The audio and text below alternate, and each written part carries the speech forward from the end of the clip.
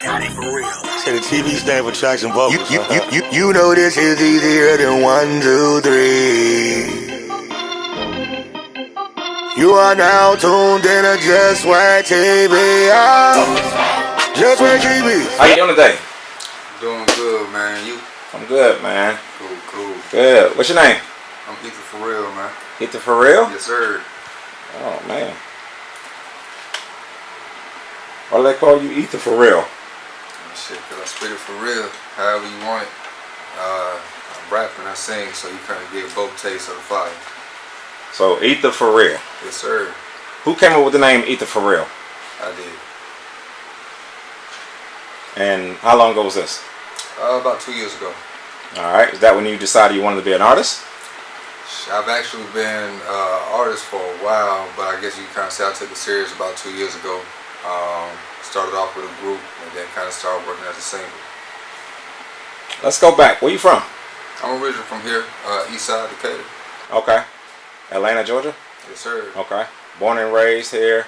What has it been like, the music scene, for you? Because, I mean, you think about it. Freaknik's been here. Yeah. You got all type of award shows. Like, Yeah. what is it like growing up in Atlanta for people who wouldn't know? Man, it's the mecca for music. It's the new Hollywood. It's black entertainment, whatever you want to call it. It's the place to be. If you're trying to pop, this is where you need to, if you haven't already popped wherever you at, this is where you want to come and try to get yourself working. There's a lot of networking opportunities out here. Is there a side of town that's known for something? East side is known for, I guess you could say, being bad. Right now I'm living on the south side of Riverdale. Kind of the same thing. I grew up there when I was a little, about 8 years old. What is the north side known for? Well, when I was coming up, it was known for being good, the good side. But I guess over the past 10 years, it's I guess you could say it's kind of turned up itself, kind of turned into the east side a little bit. Yeah, when I was younger, we did a lot of parties up there. We had this thing called Crank It ENT, Foreplay. So we had a kind of a big movement going on. 3K ENT was big at the time. So we kind of collabed with a lot of people. And yeah, going on the north side, that was kind of like the hangout spot just because we tried to stay away from the east side with all the violence and the parties was going on the north. But everything kind of like mixed together now. What about the west side? Never really went to the west side too much, just because the same thing. Growing up, east and west had their battles going on. I guess you could say over time I've learned that the west side kind of has like their good parts, and it's not as bad as I kind of thought. It's changed over time. If someone was moving to Atlanta, which side of town would you suggest?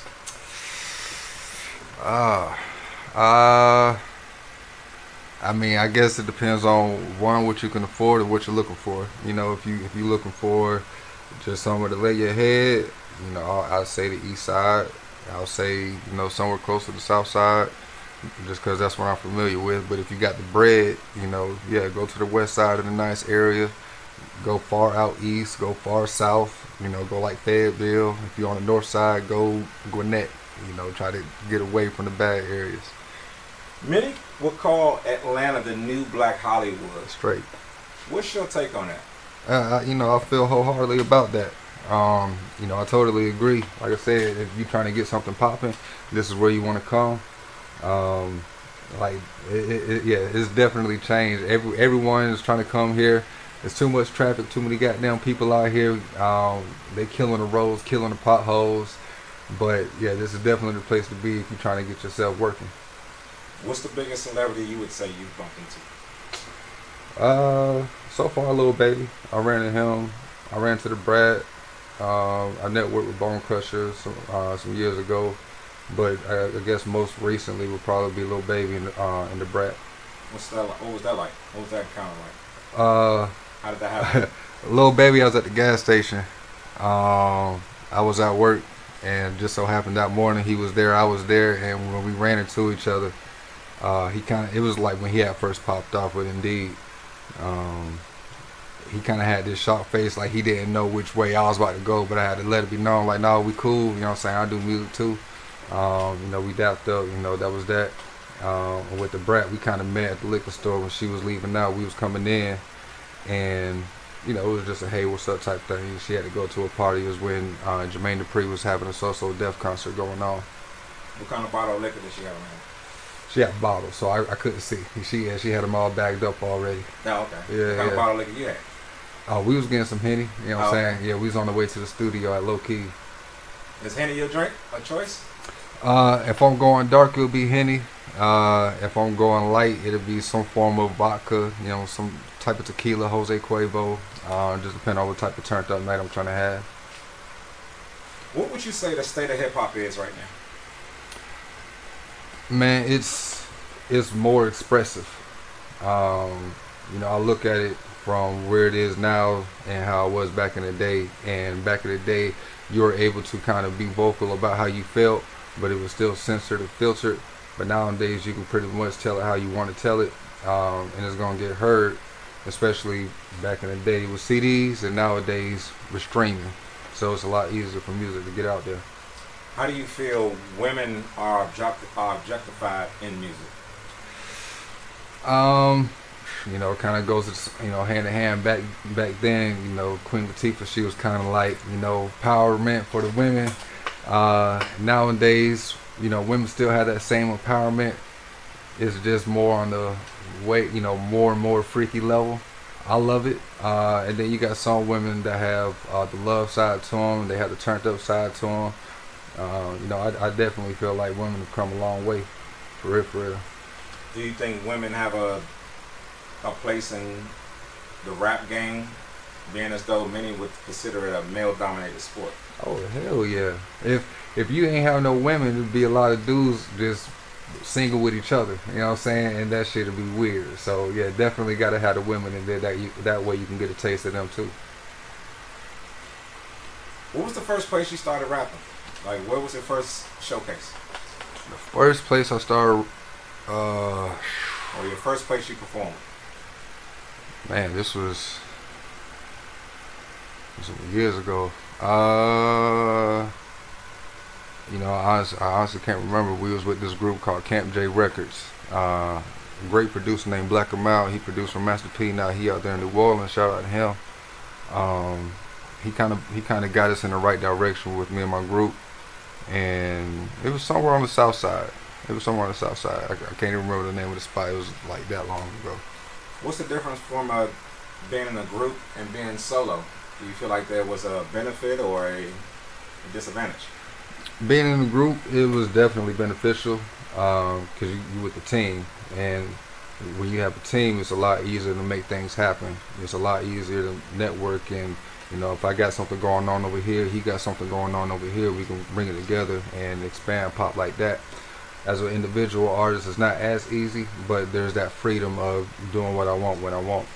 So I enjoy that aspect, and I'm still cool with the group. Okay. So what are you up to now? Right now I'm just working on my individual singles. I just had a single that dropped today, actually. It's called No Better Than This, out on all streaming platforms. Next thing I'm working on is the music video for it, and I got some more works that's coming. Anybody you're working with that we might know? Mike Beasy, he's been my recent engineer. Low Key, he's been my engineer. As far as working with anybody, me and Mike Beasy were supposed to be working on the song, but we put that on hold for right now. But in the future, we might have something pop off. Okay. How do you feel about Breonna Taylor's case? You took a big breath there.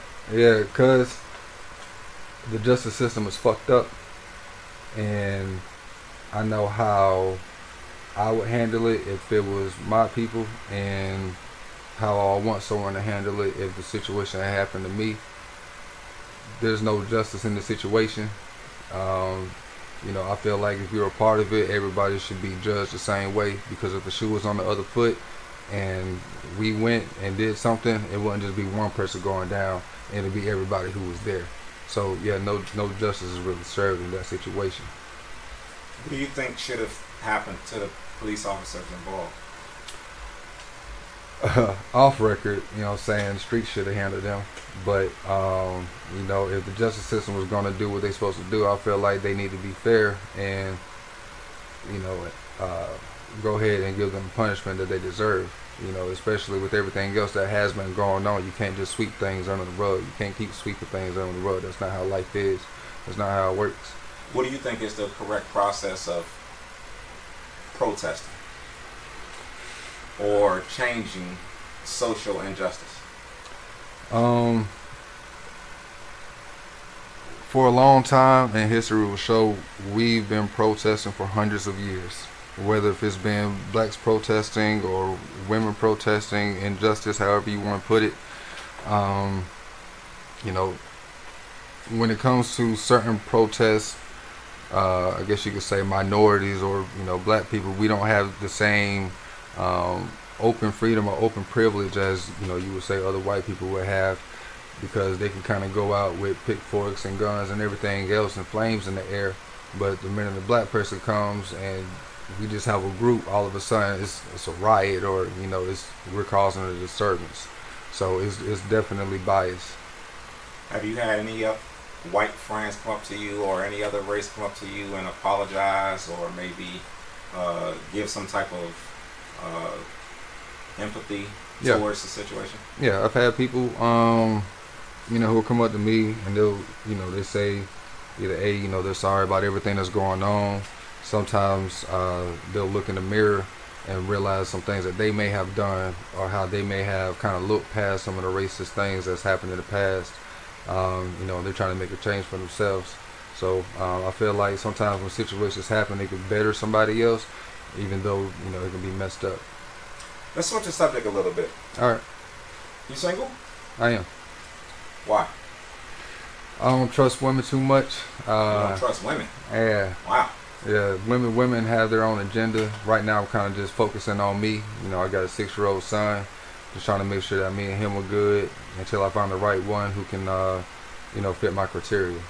How do you feel about the stereotype that black fathers aren't in their kids' lives?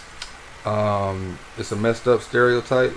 I like to be the one to break that stereotype, or, you know, one of the few. You know, I look around.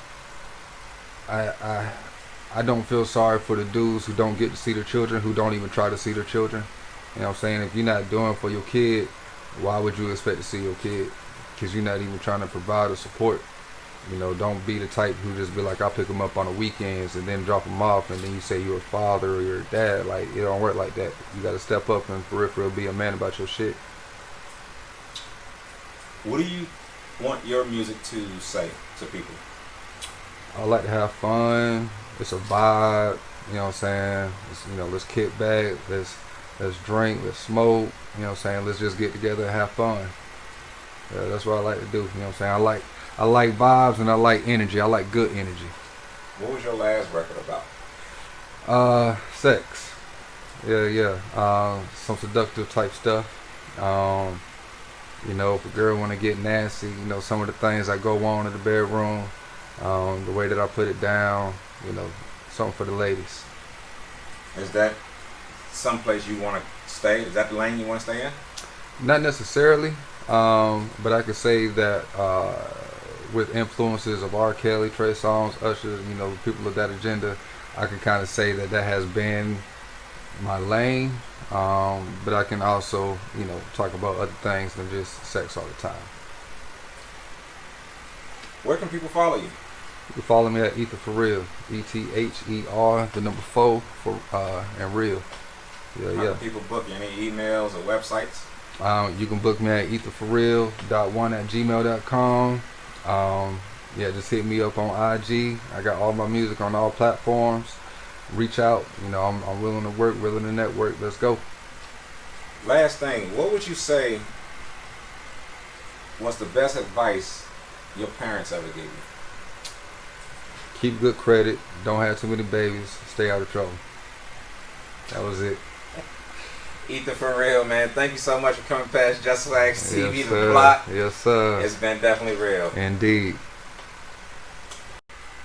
Hey, what's happening? It's your boy Ether4real on Just Swag TV, the block. You can go ahead and follow me on all social media at Ether4real with the number 4. I got my music out on all streaming platforms. No better than this. Go ahead, check it out. You're gonna love it. Something for the ladies. You know what I'm saying? If you like it, share it. Go ahead and share it with your boyfriend. Y'all might get in the bedroom and get a little nasty. You know what I'm saying? So go ahead and do your thing. Just Swag TV. Ugh. Sweet as swag, swag, swag, swag, swag. Yeah. Just Swag TV.